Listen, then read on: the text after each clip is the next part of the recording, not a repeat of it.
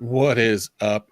It's Shoot the Gap, the IDP podcast for Fantasy and Frames Podcast Network. This week on Shoot the Gap, we bring you our top 12 IDP linebackers as we conclude the early rankings. Granted, I know the season is just right around the corner, but by saying early, it gives us a caveat to be able to make changes as we want and say, we told you it was early.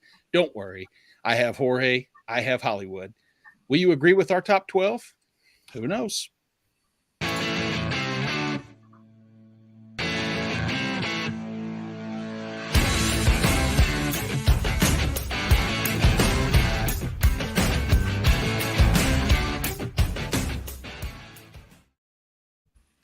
Like I was saying, it is top 12 linebacker. And if there's a position of IDP that is maybe the most valuable, I mean, obviously depending upon who you speak with and this type of scoring, etc. But for the most part, linebacker is the meat and potatoes of your IDP roster. Before we get into this meat and potatoes meal, make sure you go over to the YouTube page, like, subscribe, comment, and any comments that you have, if you're on Twitter right now, please jump over to YouTube so we can see what you're saying, talking trash about Hollywood, myself, or Jorge's picks. Hopefully, just saying how fantastic all the content you got here, as well as over at fantasyandframes.com, where you'll get best ball, DFS, redraft, dynasty, singing, and of course, IDP. And head over, watch all the content that's about to come out. Jorge, you sent me a list of all the things about to be released or soon to be released. And if you are a slow reader, start reading now, because it's going to take you till, I think I have it figured out that it's June of 2029 is when you're supposed to be done. So by that point, hopefully our top 12 remains the same. Who knows? We shall see. As I said, I have Jorge. I have Hollywood. Hollywood, welcome in. How are you, my friend? You talking? Yeah, you talking? Man, are you? Okay. Yeah. Yeah, you can't hear me? I can. Your mouth's not moving. Hello? You're like a ventriloquist.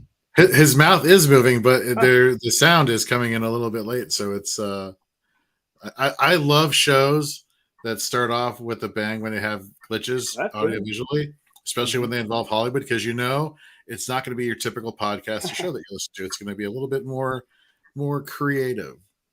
Creative is a nice way to put that. It's yeah, exactly. As the more creative it gets, will it be as creative? Creative? Sure.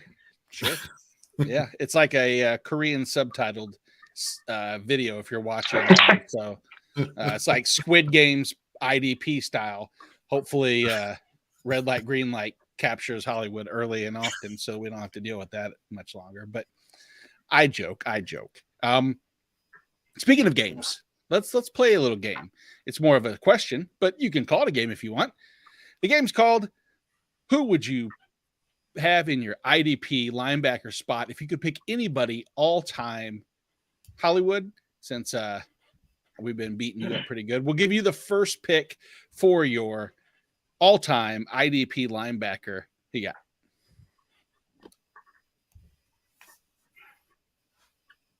I took Ray Lewis for the Baltimore Ravens, and if I just only get a certain amount, I want those first 8 years, because that was just uncanny what he did, and it wasn't just assisted tackles either. Right? He led the league in solos for like 3 or 4 of those years. So once you get the sacks, the interceptions with him, I don't know of a linebacker that was more dominant at that position, really.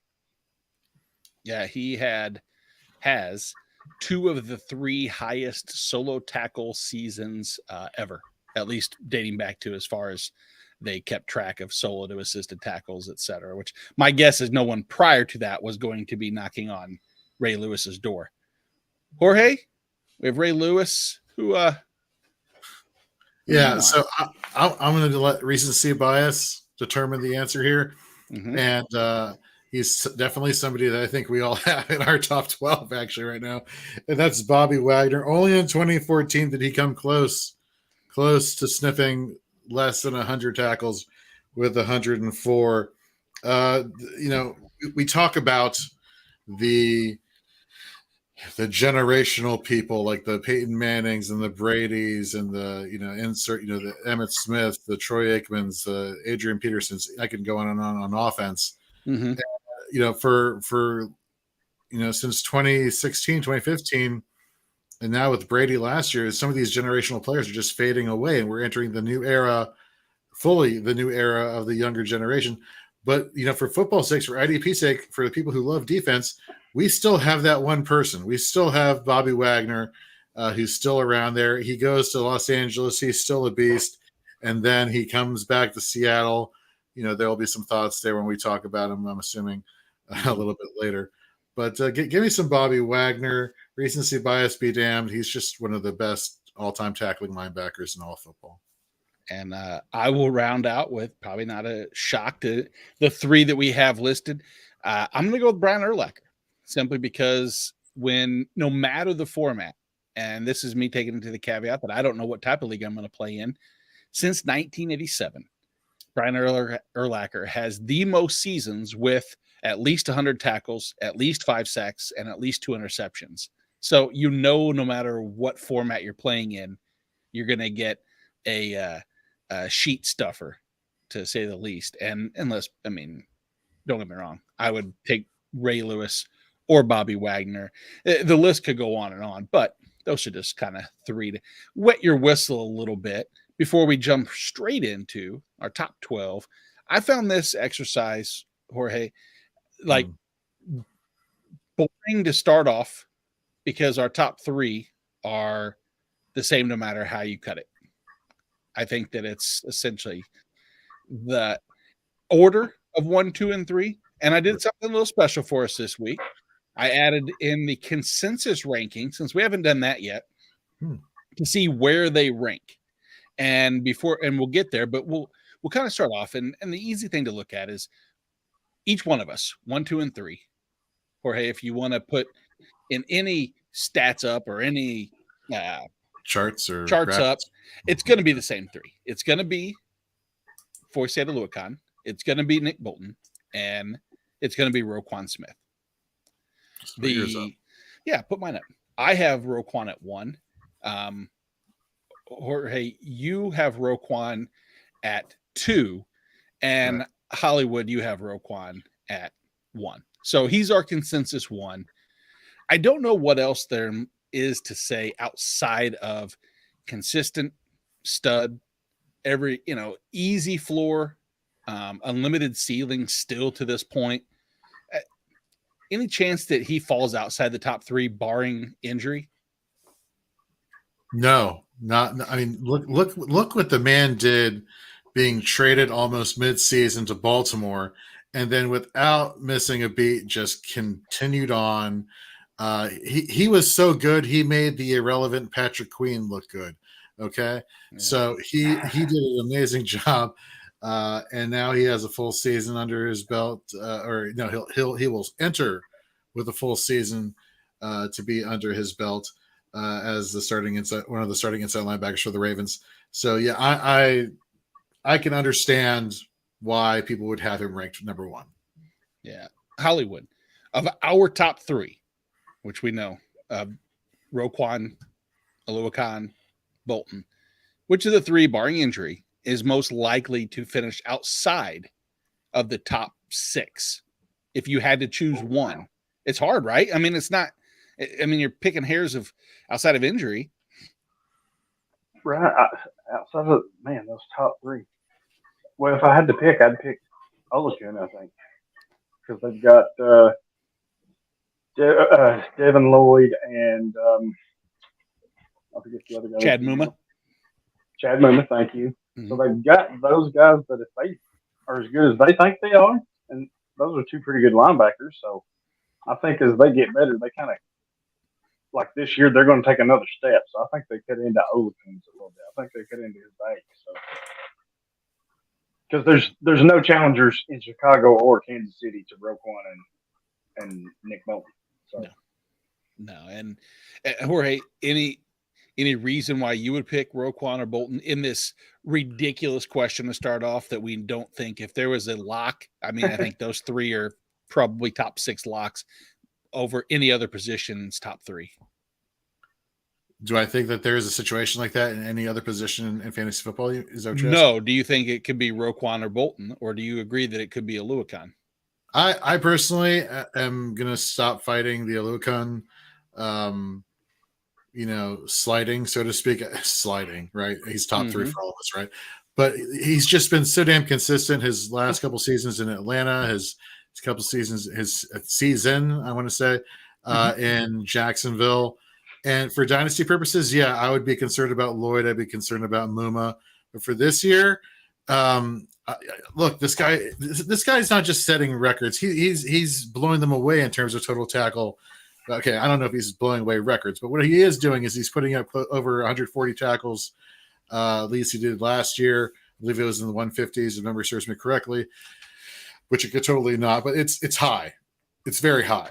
And so the tackle volume is going to be there. I still don't think I'm a big fan of the interior or the edge rushers here in Jacksonville, which I think is going to allow a lot more open running lanes and getting the ball to just feed into these linebackers, specifically Aluakon.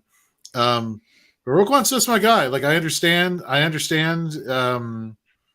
you guys are saying, and I understand the Nick Bolton talk. I think we all are, after last season, we're like, okay, Spagnuolo is using his guy as they should be using him. Congratulations. The Spagnuolo jinx is gone. He's keeping Nick Bolton on the field consistently. We saw the tackle numbers.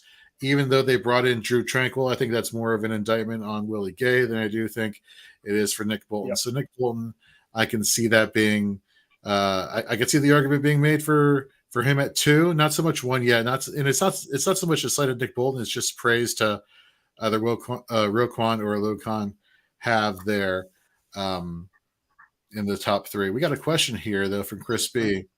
I'm sorry, did you want to take this or did you want me to take this? Oh, go ahead. No, you're fine. Yeah. So Chris said, if Shaq Leonard is healthy, does he slot into your top 12, or do you drop Franklin at all? Nate, your rankings are up. What are your thoughts here? Yeah, I only have Franklin at 12 because I don't trust Shaq Leonard to be healthy. If you told me he was going to play and would slot back in to, I think that's the product of Zaire Franklin's ability. The one thing with Franklin that I won't discredit is leadership. And he's been a captain for the Colts defense since 2020 as a 7th round pick. And to have the captain tag speaks volumes for him as a player. But I didn't think the productivity would lead to him being a league leading tackler, at least through, 6-7 weeks of the season. But I do believe that him with an unhealthy Shaq Leonard allows him to play exclusively in the middle, which I think is benefiting his overall upside in my regards. You guys have any dissenting agreements or disagreements? So for me, I'm team Zaire Franklin. I too am concerned about Shaq Leonard's health. Back. And it's one thing to say he's healthy entering the season. Let's ask me in week 4. Let's see in week 5. Let's see in week 6 if he's still healthy. The consistency in that department has just not been there. I know we I know we don't wish for injuries, and I know it's very hard to take our injury bias and get that out of the way when we're assigning rankings heading into the season. But how do you avoid this? How do you avoid not taking that into consideration with Shaq Leonard when the people who are stepping up in his place for IDP purposes, they keep mounting and mounting and mounting. You're seeing all these players that were taken in drafts a few years ago, and they're growing and growing and growing in terms of productivity. So it's kind of like he's been sitting on the sidelines, so to speak, for fantasy purposes. Other people have been rising to the occasion and kind of like bumping him down, I think. Now, the crazy thing is that they didn't really go out and make a significant move to linebacker. So they lose, Bobby Okereke, and they don't really do anything. So that's the only thing that makes me believe that they believe that Shaq Leonard may be healthy enough to play significant snaps this year. I don't buy it, but we shall see. I want to touch on one thing with you guys. So Hollywood, you said that Aluakon as far as being outside the top 3. And I just want to say I agree with that for one area that is shocking. I was looking through some of his numbers, and last year he averaged 67.4 snaps per game, which is the 15th most of any player in the NFL last year at any position. So he's not just strictly a volume play either. It's not what I'm saying, but there is a little bit of that if the snaps were to go down, and his 13% missed tackle rate is a little concerning if there's one reason to be, at pause. Roquan's is 5%, Oluokan's is 14%. So if there's a reason, that's it.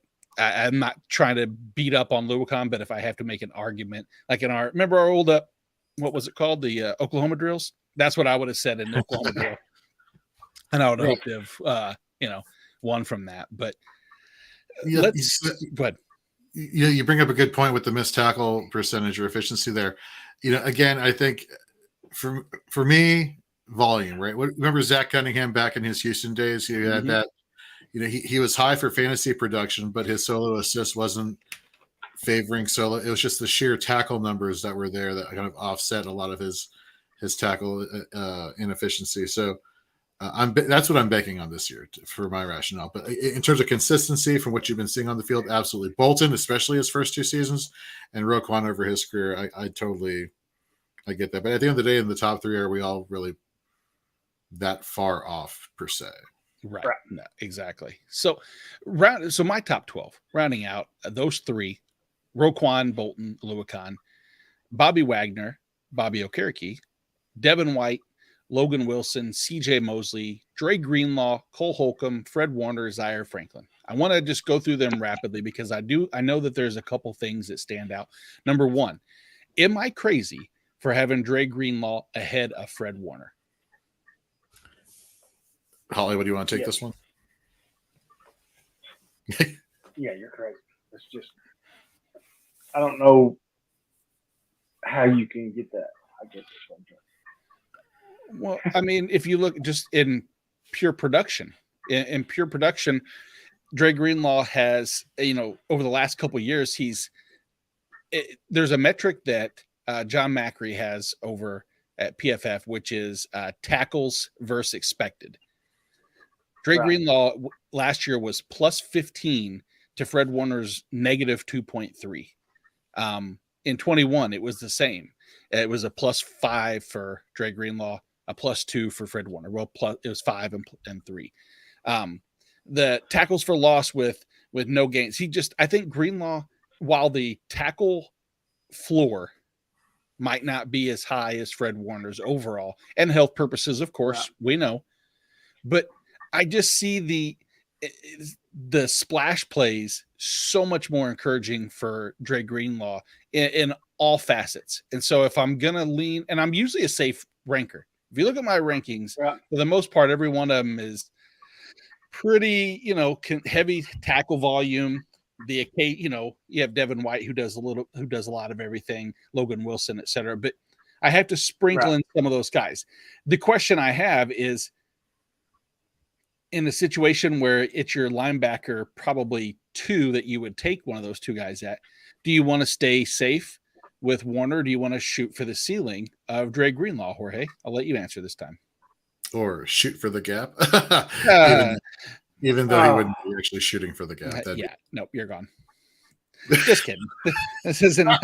There's no more around the horn, so I got control. I understand the point you're making with Greenlaw, the more splash plays, and especially if you really nail a heavy tackling linebacker with your LB1 high volume tackler, you may want to say, okay. And of course, it goes without saying, roster dependent, right?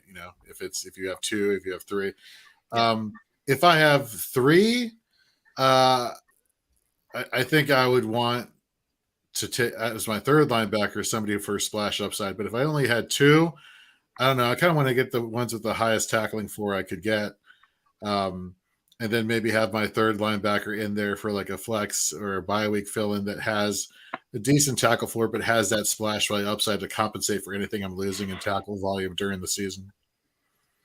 Yeah, no, and don't get me wrong. I realize that it's a polarizing move No, because it's good.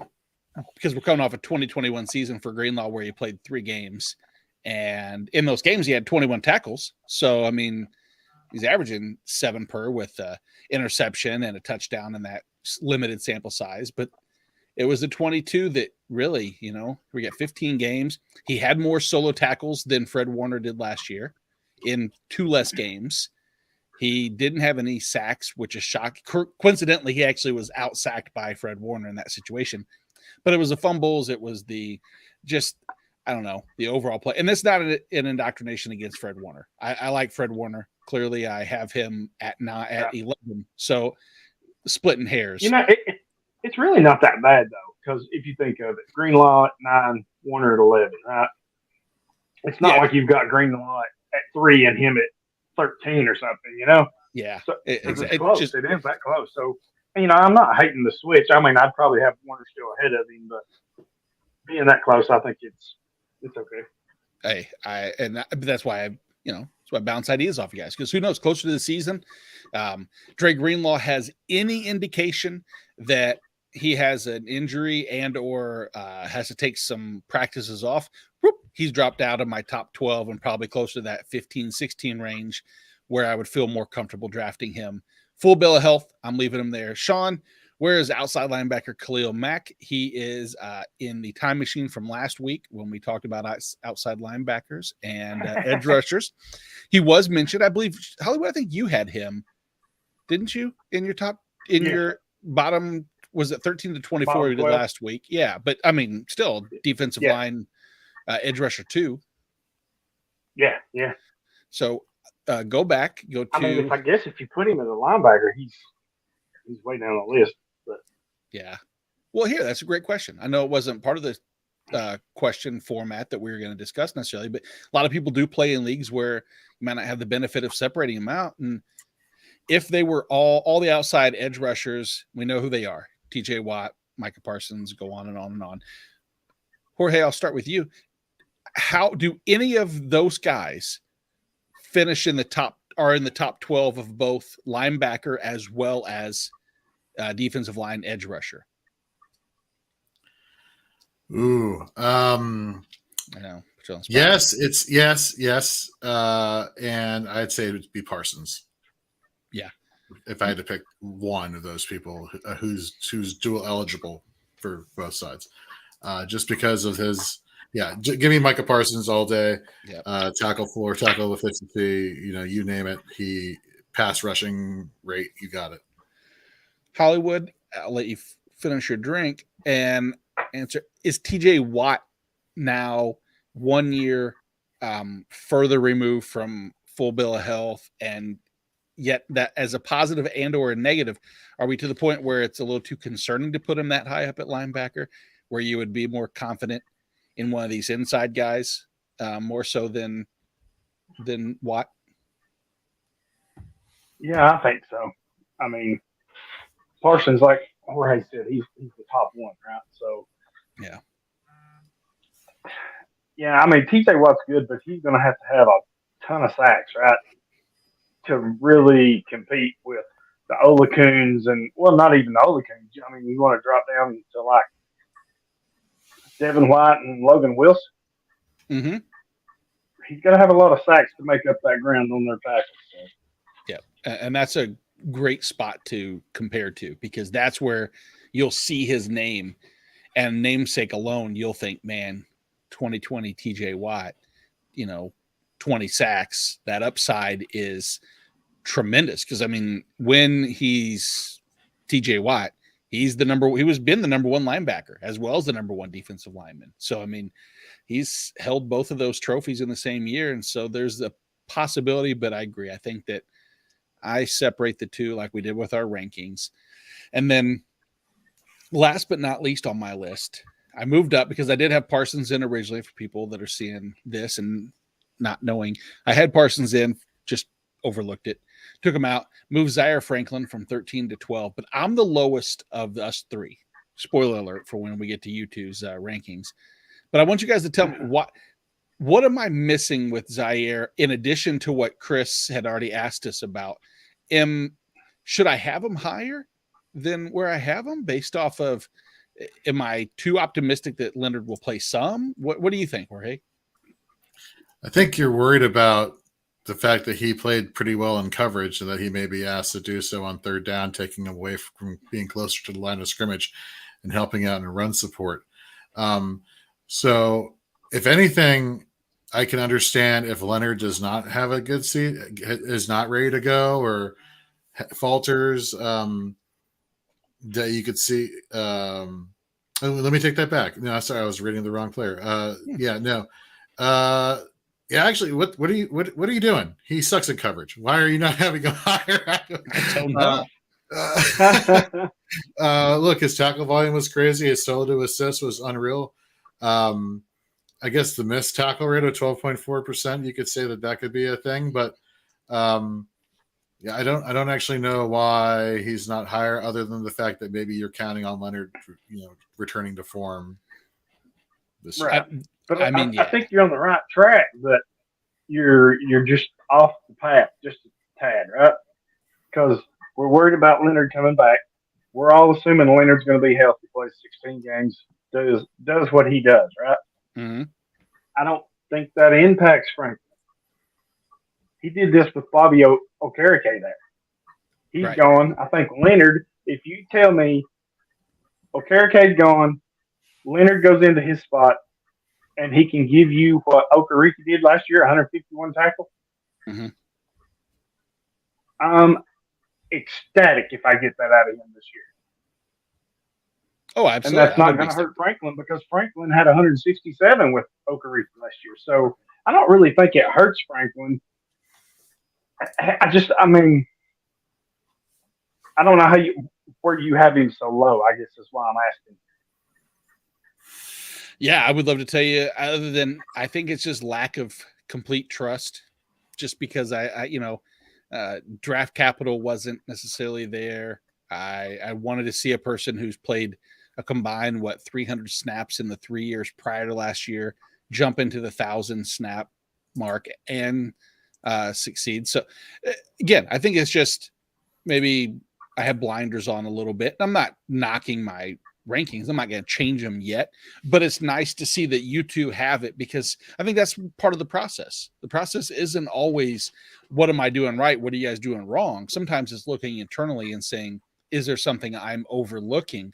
And I think that's one of the keys to this is what we'll find out. And, Sean thinks TJ Edwards should be on there and Logan Wilson off. And I understand completely. Logan Wilson is by far one of the more polarizing players of my top 12, of anybody's top 12, because I think we have to worry about the shoulder. I think we have to worry about just injuries in general, but when healthy. Yeah, but that's more redraft, right? If you can get him for one healthy year, and that's what redraft is, if you're basing that he's going to be healthy, then you're not taking Logan Wilson off if he's out in a redraft. No, and I like, hey, give me in 15 games, 120 plus tackles. He got over that, the couple sacks, interception. He just splash plays were there, and I'm fine with the potential for more, because we've seen him have a 4 interception season. We've seen the sacks continue to go up, and sacks are not the area that I'm looking at with Logan Wilson in terms of my end all be all ranking for him or gradient, but it builds into it's one of the cans in the chili, if you will, of why and his just productivity with pass rush when asked to do so. But yeah, we'll see TJ Edwards. His name will not go untalked about today. Jorge, let's jump to your top 12, because again, like we said, the top 3 the same, or at least in some order. Next up, CJ Mosley. We collectively, as a whole, consensus-wise, CJ Mosley is our linebacker 5. So we all are pretty high on him. I skipped over him in my rankings per se, just because I knew that you had him the highest of all of us. And I want you to talk a little bit about CJ Mosley on the season expectations. Well, so he comes over from Baltimore.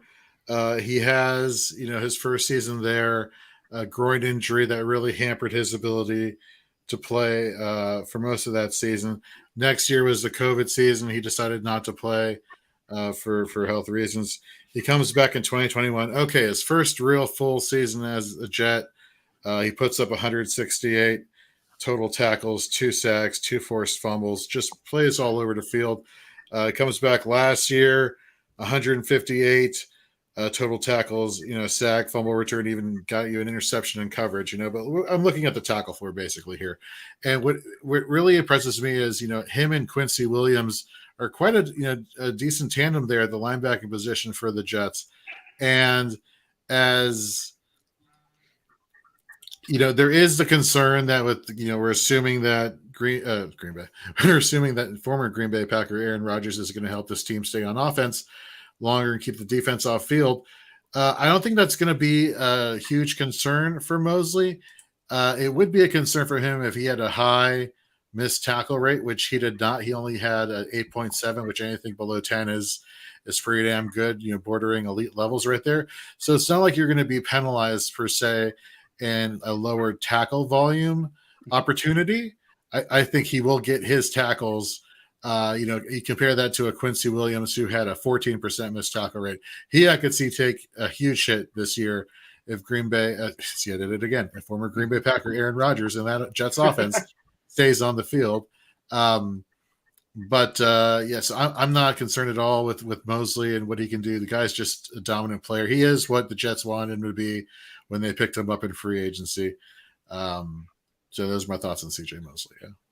Yeah, there's a chance that with the addition of Aaron Rodgers and with that offense being better, production-wise, that may lead to other teams needing to pass a little bit more on the Jets to stay up. And if that was the case, we saw last year, Mosley was 6th overall in solo tackles on passing plays while in coverage. And so I think that just bodes well for what he's already proven. The person ahead of him was TJ Edwards, who we will get to, I promise, Sean, don't worry. Neither Jorge or I have TJ in our top 12. I can promise you he's really close. At least in mine he is.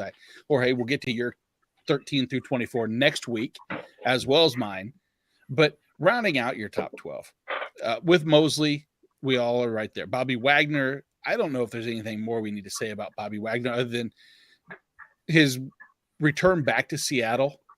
Hollywood, any chance whatsoever that that's a negative for Bobby Wagner, or is it just a lateral move because Bobby Wagner is going to Bobby Wagner?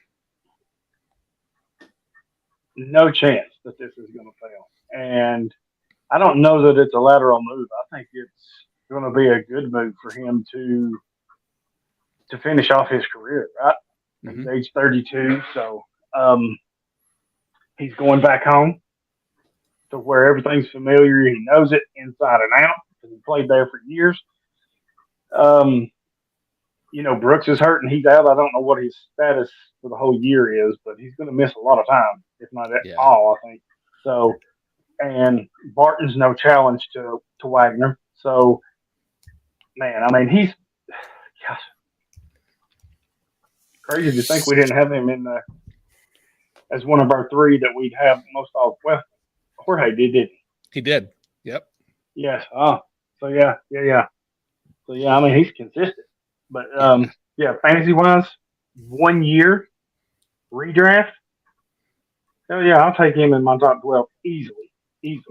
If you draft, if you're an IDP drafts on Sleeper, I will tell you right now, the IDP for Bobby Wagner is really low by comparison. I have found the ability that while others may not have scrolled down the page or two, and that can change, I've gotten Wagner as my LB2 in, 4 or 5 different drafts already. It's also July, so I realize that things can change rapidly. Go ahead. So speaking of things changing rapidly, I think it rapidly happened under the radar that Seattle switched from their 4-3 when they had Wagner to a 3-4, and you had Jordan Brooks and Cody Barton both have equal opportunities in the middle to rack up tackle numbers last year. Cody Barton now with Washington. Jordan Brooks, like you were just talking about Hollywood, how long is he going to be out during the season? Even if he was starting week 1, I would not draft Jordan Brooks as my linebacker one. And he'll be somewhere in my rankings. He's not in the top 12 or even top 24 as we speak currently. So my only concern is with the investment that they made up front along the defensive line this year, whether or not you're going to see a greater amount of efficiency and run support up front, which could potentially limit some opportunities for Wagner. It makes you wonder whether they go back to the setting that he was familiar with as being the middle linebacker there in a 4-3. I don't know. There's like a few things I'm nitpicking at here that obviously, it's nitpicking for the sake of nitpicking, or else why not have him as our top 3 or top number 1 linebacker there in our rankings, in our early linebacker rankings. But no, I'm with Hollywood. Like they will find a way. If the Rams are like, you know what, we're just gonna make you our only linebacker on the field, so you're our guy. I feel like Seattle will be like, yeah, we're gonna make you as comfortable as possible in whatever we do. Yeah, you have Logan Wilson right there with me as far as that goes. Anything that I didn't touch on with Wilson that you wanted to add briefly? I mean, there's this last year he still missed 2 games before that. He only had 12 games played. So he definitely had, his best production last year. But, it comes down to health to a certain degree, but the tackle volumes, he's just a player. He's just a player that you want on your IDP roster. And he gives you the tackle numbers. So no, I don't have anything insightful to provide other than he's just a player that you want on your team. I look at the way he finished also in that stretch before really re-aggravating a little bit. And I think week 17, really not playing, but weeks after the bye, 11 to 16, he had double-digit scoring in all but one. And that was just a point away in week 11 from having that as well. And if you look at that week 11 to 17, him as an overall, and that's what you're looking for, is does he have the capability to finish as someone at that? And he was the LB7 during that stretch. And so I know that he's capable. I know that the upside is even more than what he's proven because we've seen it, but I'm pretty comfortable there with Logan Wilson in agreement. We've talked about Zaire Franklin. You have Fred Warner. Steady Eddie, is there a more boring pick at linebacker than Fred Warner when your time comes up? Have you ever, if you were writing it in the card and you were going to the podium to announce your draft pick in front of the millions upon millions of people and you handed it in, would you ever turn in and go, and Fred Warner? Or would it be, there you go, Fred Warner? I'd be excited for Fred Warner. You lie. You were never. No. Look, the person who I would be, oh great, it's insert name, is Tremaine Edmonds. That's the guy who I'd be bored as hell to be like, yeah, I guess I'll draft Tremaine Edmonds. Fantastic. But Fred Warner as an LB1 is your boring pick. Yes. That's what I mean. You have made your LB1. I guess then yes. I guess I agree. Out of all the names we're listing here, he's like, all right, let's go with tried and true. He's consistent tackle for okay, and then move on. So yes, to answer your question. I'm going to be interested. I'd be all right with getting Warner if he was my one. I'd be like, yeah. Considering he was gone and I missed, yeah, I think Warner fits right there. Yeah, I'm not gonna say oh whatever, because I think that's why we've got him in our top 12. So clearly we are all pretty happy with having him. So. I know the production will be there without much fanfare and without much excitement. And like Sean says, most overdrafted LB2. That's, I understand what he's saying. I hear you. It's interesting because it's one of those situations where he's overdrafted in the fact that I think that so many people feel the same way that I do, is that you could do so much flashier. You're just going to get the same production every week. It's going to be, but let me look. I would love to see Fred Warner's week to week. Jorge, round out the rest of your top 12 while I do some research so there's not a lot of dead time. Yeah, sure, and I can do that. So next, originally I had Frankie Louvu listed as my 6, 7, 8th linebacker here. But then Nate brought up a very good point earlier today. Like, isn't the defensive coordinator there in Carolina going to be switching Louvu outside and potentially bringing Jeremy Chin in at inside linebacker to go with Shaq Thompson? And, according to depth charts I've seen, that happens to be the case. So that automatically is a huge no-no for me in terms of inside the top 12. So then I started to think, well, who's somebody that really performed last year that doesn't really have who's shown that he can play with competition and still have the tackle floors. And it's hard to ignore Josie Jewell.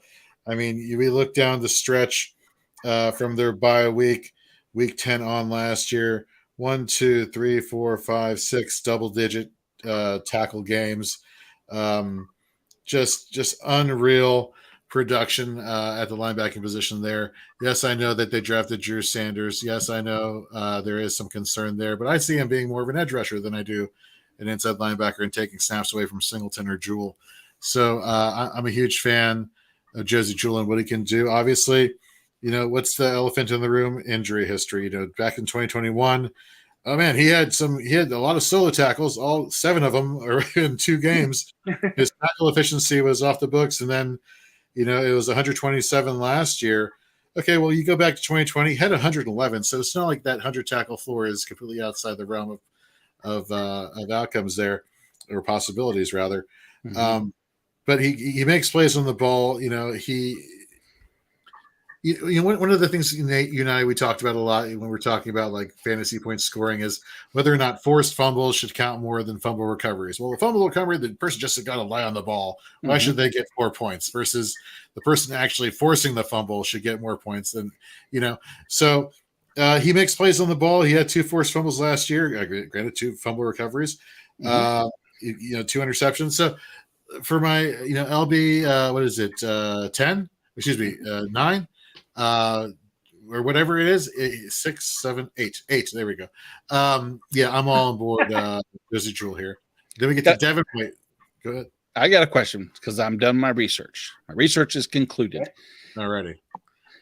I want you guys to give me an over/under of number of linebacker 1 finishes last year for Fred Warner.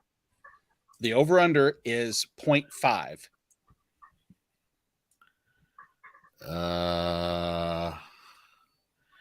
What's the question again then? The over/under for what? How many weeks that Fred Warner finished as an LB1? As I stall. You can stall. You don't have to stall. I'll tell you the answer. I gave you the under 0.5, which is less than 1, right? Under.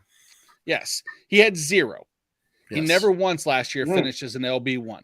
He is a product of consistent, boring output that's still safe to draft because he also really never had finishes outside really of like the LB2 range. He was always there. He never had monster weeks. I mean, if you go through his entire season, and this sounds like it's just a beat up on Fred Warner.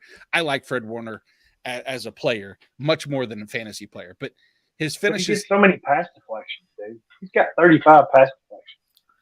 And in some scoring, I will say that's actually the key. Is in certain scoring formats, he is much more valuable. Using kind of the generic fantasy pro scoring, the most points he scored in a week was 17, and he had 4 weeks where he. No, they get back 3 weeks, 4 weeks under 10. And then the rest are all between 11 and 14. So you know what you're going to get. Let's move on past Fred Warner, because if Fred Warner's mom's listening, I don't want her to think I hate Fred. I like Fred Warner. He can do backflips and shit like that. It's cool. You just don't love Fred Warner. He's like a good solid like. Very much like. Yeah, very much Ouch. like. Very much like. Ouch. Right. Let's talk about Devin White. Because Devin White is one that I think that there's a name, and this is crazy. Of all the names outside of our top 3, he's the name for me that has the I guess I could put Bobby Wagner there too. But Devin White could very easily finish as the LB1 on the season, and I would not be absolutely floored. What do you guys think? Yeah, I think so, because he gets the sacks, right, or gets the opportunities to get sacks. Mm-hmm. He had 9 a few years ago, 5.5 last year. So really, you don't get that type of production from an inside guy. So that's a lot of extra points that you can get. And he's just a big play guy, right? 7 fumble recoveries, an interception. 15 pass deflections. He does a lot of everything. So, yeah, not hating it at all. My question would be, and this just hit me, with some of their pass rushing issues, what if they put him as an outside linebacker? I wouldn't draft him as a linebacker. Well, I know that, but man, if you could get him as a D end, oh yeah. Jorge, you have him at 10. We consensus wise, we all have him high enough that he is our LB8 overall. I have a trivia question. Obviously, probably one of the answers, because why would I do the trivia question while talking about a specific player now? But over the last 2 seasons, sample size just the combined last 2 seasons, there are 2 linebackers that have put together a total of 250 plus tackles, 15 plus tackles for loss, and Jorge, 15 plus quarterback hits. Can you name those 2 players? These are inside linebackers. These are linebackers amongst, inside linebackers. Let me guess. One is Devin White. One is Devin White. Very good. Let's see, another one. QB hits. Yes, QB hits. You say? I'm shocked by this one a little bit. It makes me want to move. I talked about him earlier. He's in our top 3. Luka? It is. Wow. What? Yeah, right? I know. No over the last way. Oh, yeah, seriously. I could be the information could be wrong as far as on the stat head over at Pro Football Reference, but yeah, and so if we extend that out and we go players combine last 2 seasons with 200 plus tackles, 15 plus tackles for loss, and 15 plus quarterback hits. It's the 2 names there. Plus we add 2 more, a linebacker out of New Orleans and a linebacker in Baltimore. Demario Davis for 1. That is correct. And out of Baltimore, before Roquan got there, are we including Roquan in this, or we would be including Roquan in this? Then Roquan. You're wrong. Don't say Patrick Queen. Please, I won't. I'll let you say it. Say it. Patrick Queen. Yep. Yeah, and if you go a little bit further, as Hollywood said, the Devin White hype. If you go 200 tackles, 10 tackles for a loss, 10 quarterback hits, and 10 pass deflections, you add Bobby Wagner to the mix, and you almost add Devin White. He had 8 pass deflections, but he chipped in 9 sacks. So he's the only guy with 200, 8 pass deflections, 8 sacks, 10 quarterback hits. You start finding that the stat stuffers consistently find a way to make their way into the that LB1 range. So the Devin White love affair, you think I would have him higher than I do. Maybe I should readdress and change. We shall see. Jorge, you finished off with Dre Greenlaw. And person we haven't mentioned too much, even though I have him at 5 and I skipped over him, is Bobby Okereke. Now, I love the change. I love going to Wink Martindale's system in New York. Do you think the fit just makes perfect sense? I don't want to speak to the fit per se. I wanted to speak to the opportunity, which he showed last year as an LB2 how much he could do in terms of his productivity to Zaire Franklin's LB1 position on the team. But as an LB2, he had 149 total tackles. That's sick. Now you're putting him basically as the lead dog in that linebacking core in New York for the Giants. All day. all day. In fact, I would not be surprised if end of season he creeps up into top 6. Mm-hmm. Just the opportunity he's going to get there with the Giants is. I'm not concerned about any other. Michael McFadden doesn't do it for me. I'm sorry. Like, it's just not somebody who I'm worried about taking away a lot of opportunities from Okereke. Okereke. So I'm excited for his opportunity this year. Yeah, sounds like he's making the case for us being right that he should be in the top 6. Could be. I tell you what. I mean, there's a path.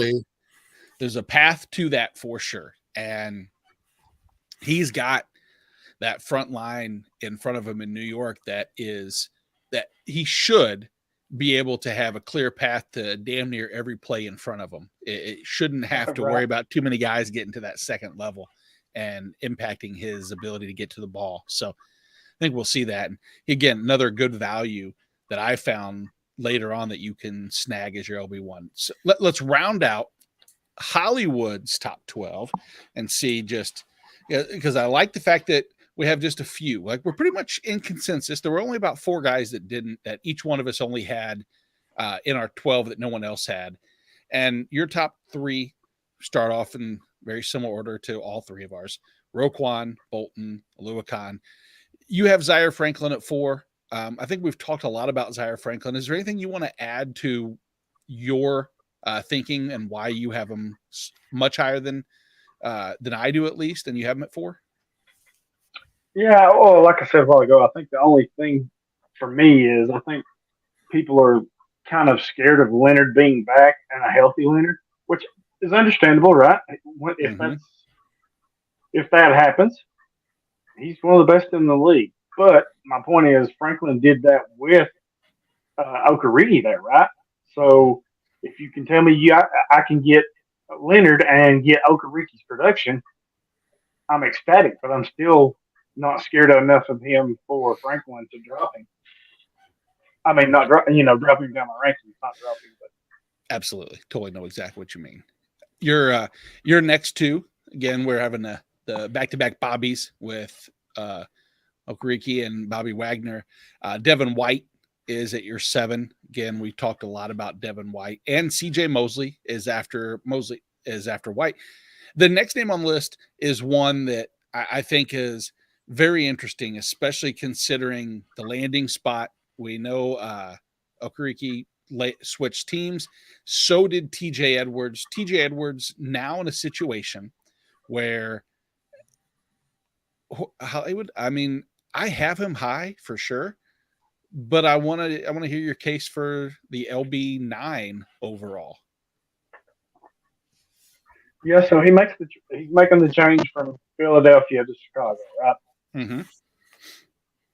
I think he gets better in Chicago, at least from a number standpoint, because in Philly, they probably got one of the best defensive fronts. Probably top 6 at least. They're one of the top 6 in the league. That's a lot of tackles that got took away from him, right? True. You put him in Chicago, where their interior is kind of garbage and they don't have much help on the outsides.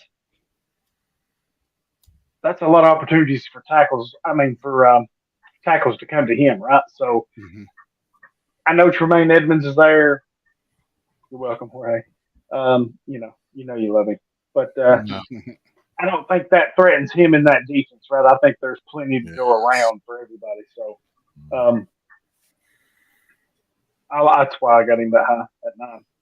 I don't have a problem with it. I think the landing spots, I do. I think that you hit the nail on the head with the fact that there's nothing. As much as I think there's a benefit to someone like, Okereke seeing enough plays in front of him, developing and having that front line in New York that's going to give him vision and sight, I think it's also just as fruitful to think that there's nobody eating up tackles in front of him and allowing TJ Edwards to just eat. And I like Tremaine Edmonds as a player, not as much fantasy necessarily. He is definitely going to be on probably Jorge's do not draft list, as him and Fred Warner Fred's on mine for LB1 status. So the next name I find absolutely fascinating.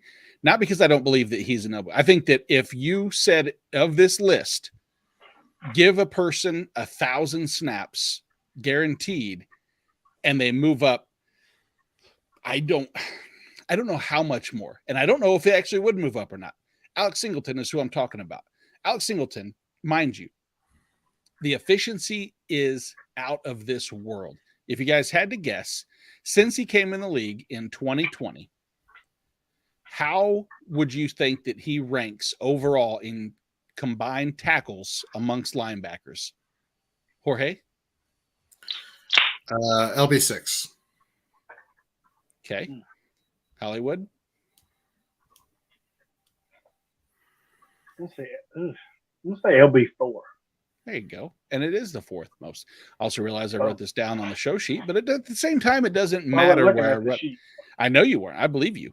Now, let me ask you guys this. Where do you think where do you think he ranked overall in defensive snaps in that same time frame?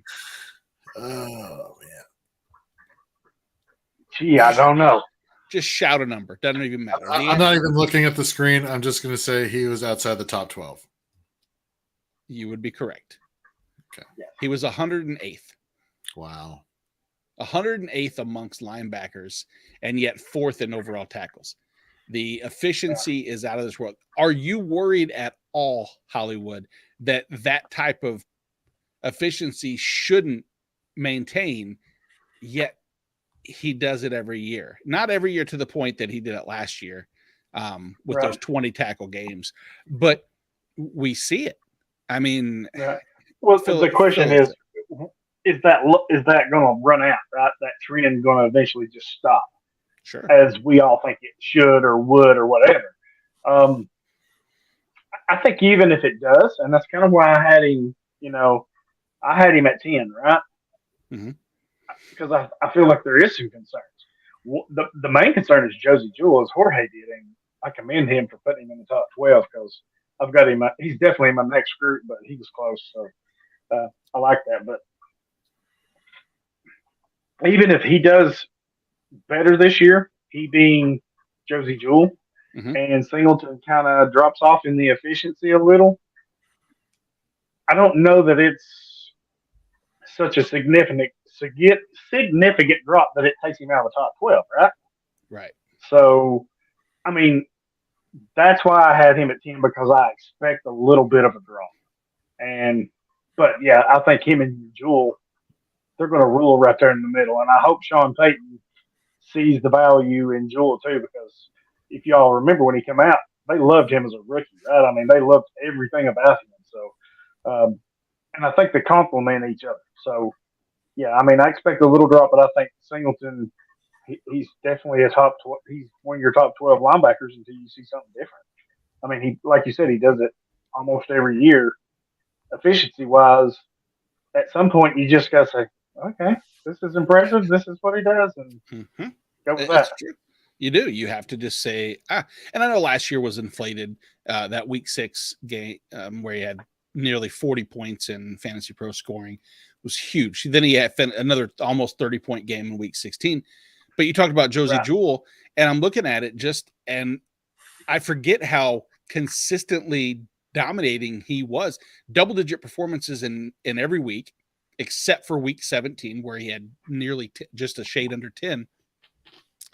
Those two linebackers could do some damage in Denver, especially with a little new breath of fresh air, potentially with that team after letting go of last year. That was the top 12. Pardon me 1 second. And again, as I talked about the consensus rankings, let's rattle these off again. With Roquan is our consensus number 1. Aluakon I have at 2, even though Aluakon and Bolton both had the same average scoring. Aluakon being your overall number 1, I pushed him up a little bit higher. And then Bobby Wagner, CJ Mosley, Zaire Franklin, Bobby Okereke, Devin White, Logan Wilson, Fred Warner, and Dre Greenlaw, with Frankie Louvu, TJ Edwards, Alex Singleton, and Cole Holcomb kind of rounding out that last 4. Holcomb, I didn't talk too much about. Jorge, you're the Commanders fan. What you saw out of Cole Holcomb, do you think that switch to Pittsburgh, if healthy, of course, he has an opportunity to really deliver as that LB1 that I have him as? Absolutely. This guy's a tackling monster. Like, he wasn't asked to do coverage. That was Jamin Davis's role, which Davis did wonderfully down the stretch last year, as well as having the high tackle volume against the run. But we're not talking about Jamin Davis. Holcomb, just a monster guy. We look at the returning edge rushers, full health with TJ Watt, and we have Alex Highsmith, of course. Cam Hayward. We could gush about this defensive line here for Pittsburgh, but funneling all that to Cole Holcomb. And yes, I'm going to say it still. I understand there's a lot of negativity between everybody and the Landon Roberts for IDP. I still think if there was a place he could find some relevance, it'd be Pittsburgh. But look, we're running out of chances here, Landon. We need some production to see exactly. So if that does end up being the case, and it's a big mistake there for Landon, then Cole Holcomb even higher. Yep. Landon Roberts sucks. So we will end on that one singular note. Actually, we won't. I'm going to end on a positive note with hype and hope for a player listed outside of your specific top 12 that you think maybe, and we'll talk about some of these players next week in our picks 13 through 24. Who do you think could finish as an LB1 that you have outside of your top 12 at season's end, Hollywood? Oh, man, outside of my top 12?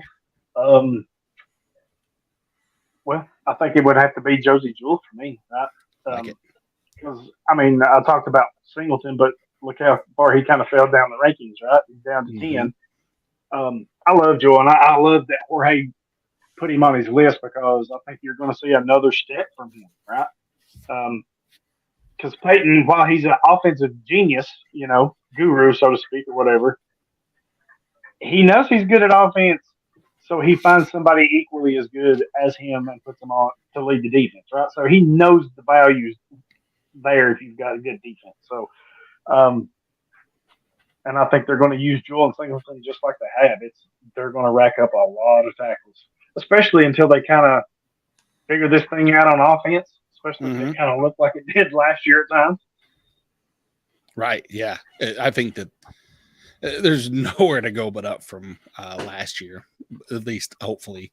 Jorge, give us a name, and we will wrap up this show.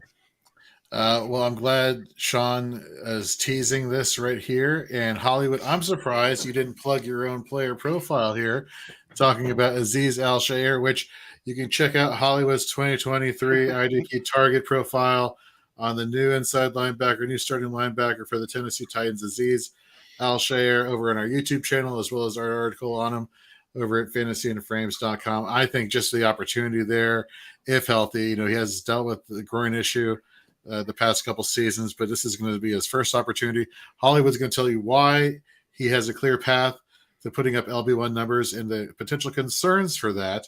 But he would be somebody that, if those concerns were negated, I could see him jumping in to the top 12. Absolutely. And if you, like you said, jump over to Fantasy and Frames and read that article, read everybody's work. We have, so much information coming out. The day-to-day dynasty dives, redraft rankings are up. Jorge, congratulations, by the way, on finishing inside the top 10 in Fantasy Pros IDP ranking. That's now 2 inside the top 10. Let's push for number 1 and number 2 overall. You'll have to get Fred Warner out of your top 10 linebackers if you want to do that. Just a little nugget of information for you. If you want to finish higher, don't have shitty players in your top 10. That's a little clear. Just kidding, Fred Warner. He can Google him doing his karate kicks. I was about to say, you want to mess with him? You want to mess with him? The master over here. YouTube Fred Warner and his jiu-jitsu. I have. That's why I have him in the top 12. Only that reason. Outside of that, he'd be 18, maybe 20. But oh my God. Just stop. I will stop. And we will stop this show. I do want to thank everybody for tuning in, listening. If you have questions, please hit up Jorge at Jorge B. Edwards, Hollywood at Hollywood Titan, or me at Nate Marcum, and I'll be happy to answer. And we'll talk to you next week. Yeah.